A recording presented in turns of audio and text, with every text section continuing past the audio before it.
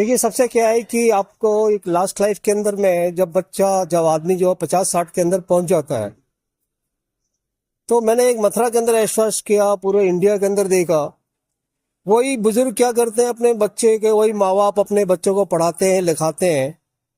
बेटा आईपीएस है, बहू आईएएस है, लेकिन they have not having time. उनके लिए पास इतना वक्त नहीं है कि अपने माँ बाप की देखभाल करें। वो उनको अनाथ आश्रम में लेकर डाल देते हैं। तो एक डेजर्ट मैंने अपने लाइफ के अंदर एक बहुत ही ऐसा अनुभव किया है कि जो जो बागवान का मालिक होता है, वही बागवान का मालिक जो है आखिरी जीवन में वो कष्टदायक उसका जीवन होता है। तो मेरा एक जागरूक अभियान मैंने पहले भी मतलब अपना बैठ दिया था, मैंने बताया था 35 से लेके 100 तक को जागरूक करना है। मैंने काफी अनाथ आश्रम में भी देखा। तो एक बड़ा ये है, हर जगह आपको क्या है, बच्चों के पास में इतना पैसा इतना टाइम नहीं है कि अपने माँ बाप को वो समय दे। उनको क्या करते हैं, अनाथ आश्रम में लेकर डाल देते हैं, और वो क्या अपने बच्चे से मिलने के लिए माँ या बाप तड़पते रहते हैं। वो बोलते हैं हमको इनके देने के पास में वक्त नहीं है, पैसा हम दे सकते हैं। तो एक बहुत ही एक गंदी सोच है ये गंदी सोच है। इसलिए क्या है कि बुजुर्ग आदमी जो है 50-60 के बाद में पहुंचने के बाद में वही औलाद उसको क्या क्या उसको इज्जत नहीं करती, माँ का इज्जत नहीं करती, बाप का इज्जत नहीं करती। काफी मैंने एक लेवरल केसेस के अंदर देखा है कि एक बेचारी एक विडो है, एक उसका क्या है 10-15 दिन का बच्चा है, उसमें उसका हस्बैंड उसको छोड़ के चला जाता है।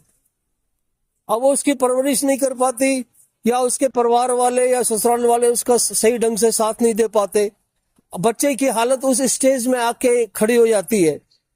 तो उसमें एक बड़ा एक सोचनीय व्यवस्था है। हम समाज के लोगों को हम जागरूक कर रहे हैं कि मैंने ऐसे देखा है, एक 6-6 दिन का बच्चा उसको उसका हस्बैंड शराब वराब पी के मर गया। उस माँ ने उस बच्चे को पाला है, जवान किया है, लेकिन वही बच्चा क्या करता है, माँ को अपने टाइम पे आने के बाद में क्या करता है, इग्नोर करता है। क्या करता है, इग्नोर करता है, माँ की बात को नहीं मानता। तो मैंने ऐसा नहीं, मैं स्पोर्ट्स के अंदर में ऑल ओवर इंडिया सर्वे देखता रहता हूँ, और मैं खुद भी ऐसा एहसास करता हूँ कि आपको क्या वही मतलब जो उस संपदा के मालिक हैं वो कष्ट तो भोग रहे।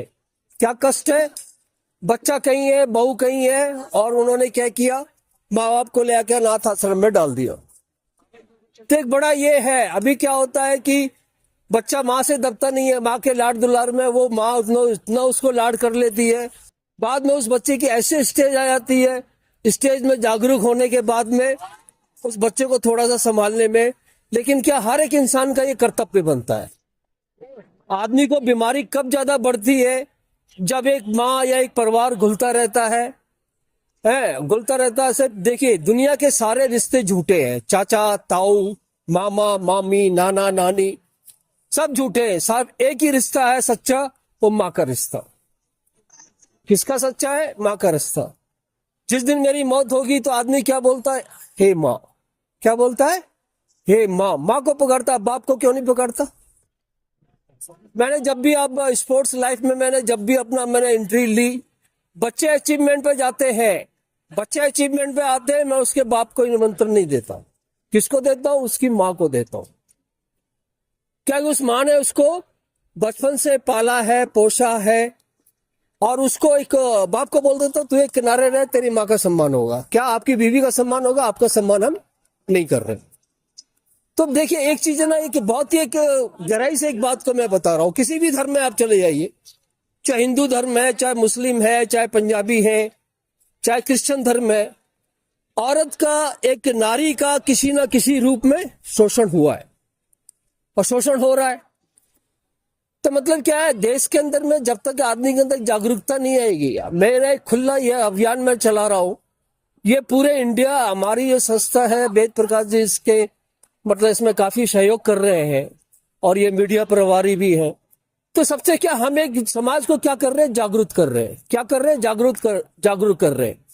कभी कभी केसेस में मैंने देखा है कि बेटे ने सर्विस लेने के लिए बाप को मार दिया। मैं रियली बता रहा हूं, क्या कोई नई कोई नौकरी जो मिलती है, नौकरी लेने के बाद रिटायरमेंट से पहले क्या किया, बाप को मार दिया, बाप की जगह बेटा नौकरी पे चढ़ गया।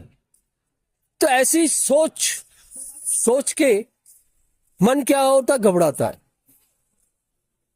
वैसे ऐसे नहीं, ये संस्था निरंतर कार्य करती रहेगी।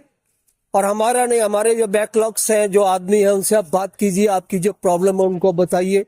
हर प्रॉब्लम का समय के अनुसार क्या है, उसका रिजोल्यूशन है।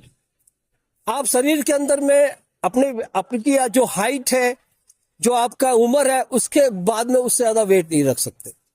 आपके अंदर वेट ज्यादा आ गया, आपका क्या क्या बीमारियों ने घर कर लिया।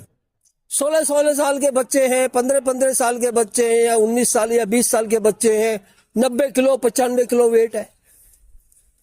तो मतलब क्या है, बच्चे लेबर नहीं करना चाहते। उसकी माँ चाहती भी है कि मेरा बच्चा बने, या बाप चाहता भी है, लेकिन वो नहीं करके देगा आपको।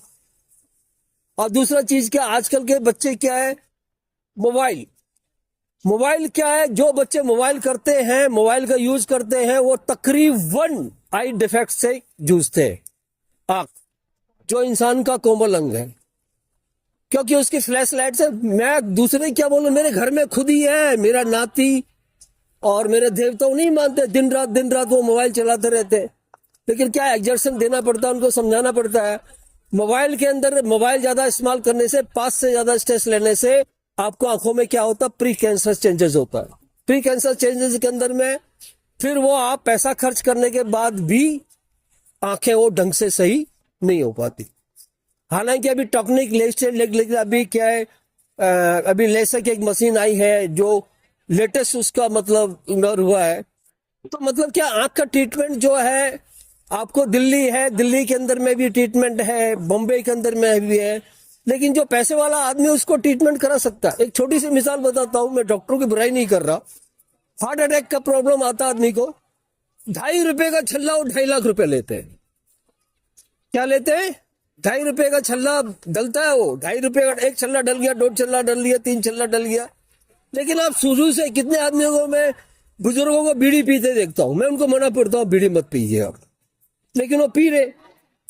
कितने आदमी वो शराब का सेवन करते हैं, मैं उनको मना करता हूं शराब मत पीजिए। शराब में एक ऐसे वक्त में ऐसी स्थिति में आके खड़ी हो जाती है कि उसका लीवर डैमेज हो जाता है, किडनी डैमेज हो जाती है, और वक्त से पहले। कुछ मैंने ऐसा भी एहसास किया है, कुछ अच्छे पहलवान जो उखड़ रहे हैं, जो ऊपर उठ रहे हैं, तो वेरिएशन पहलवानों के झगड़े के अंदर में उसको ऐसी करके पहलवानी के अंदर ऐसी चोट दे दी, उसकी किडनी डैमेज हो गई। तो एक बड़ा एक सोचनीय विषय है कि एक तो आदमी क्या है, अपना आपको देश के लिए समर्पण कर रहा, अच्छा मेडल निकाल रहा, अच्छा कर रहा है। जैसे कभी कभी क्या, ये बड़ा एक ये होता है। तो मुझे क्या है, ये हमारा एक जागरूक अभियान है, देश के लिए अभियान है। और आपके नहीं, आपको हमारे क्या वेद प्रकाश पांडे के पास में आप उनका नंबर लेके, या उनसे मैं कहूंगा कि हमारी जो साइट पर वो नंबर डाल दे ट्रस्ट का, आप आके, आपका हक बनता है कि साहब मेरे को ये प्रॉब्लम से मैं जूझ रहा हूं, मेरे की आप मदद कीजिए।